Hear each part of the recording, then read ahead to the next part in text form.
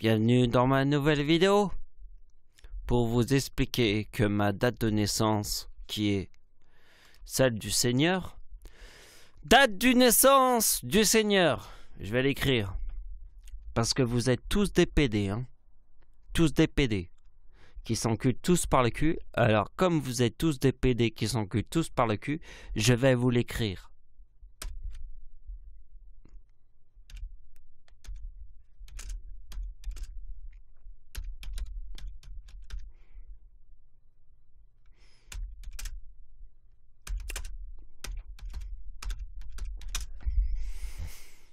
C'est parce que si je devais l'écrire, c'est parce que vous êtes tous des PD qui s'enculent tous par le cul.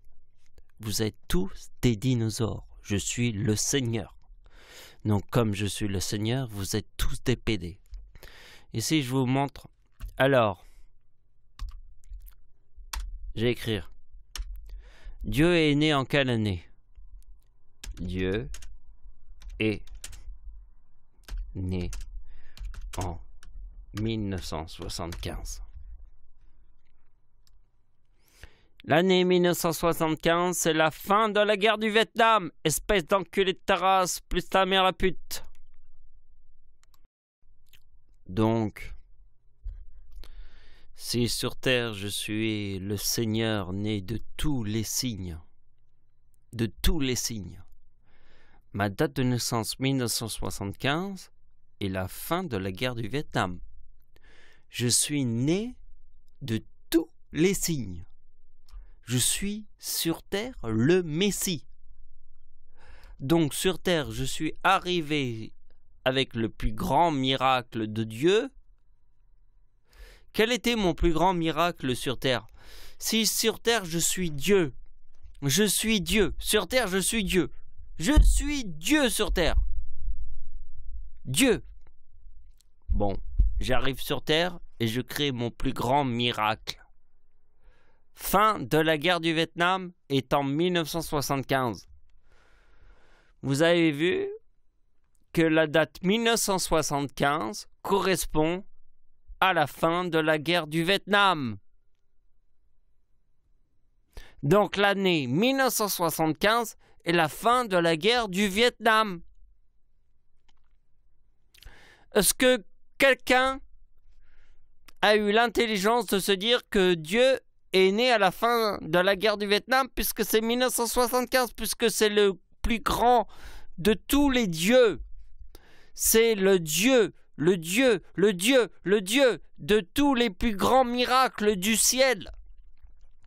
Donc quand j'arrive sur Terre, et le plus grand miracle du ciel, qui crée le plus grand miracle de tous les temps, arrive, c'est la fin de la guerre du Vietnam.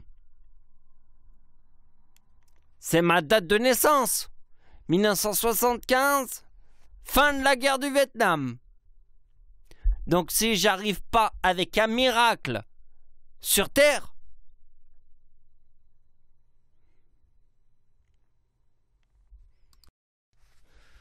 donc voilà, c'est presque la fin de la vidéo.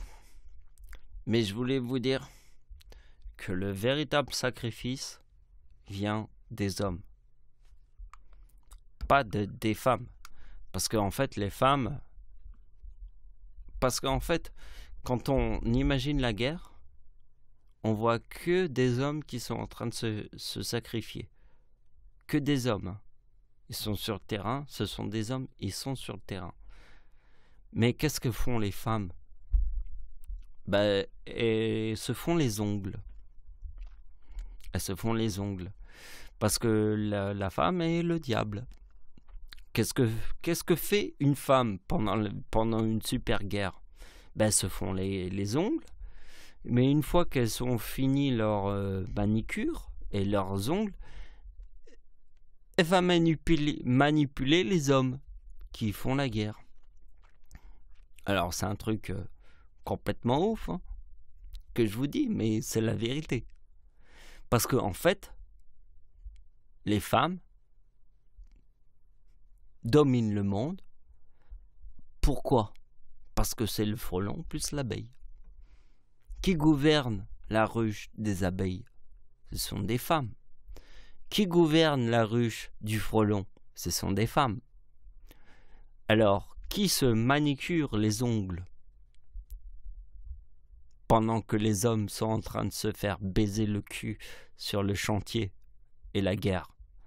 Ben, ce sont les femmes. Les femmes, elles préfèrent se manicurer les ongles pendant que les hommes sont en train d'être sur le chantier, explosés devant les bombes. Elles se font les ongles. Est-ce que vous comprenez, en fait? Parce que nous avons une réalité sur Terre.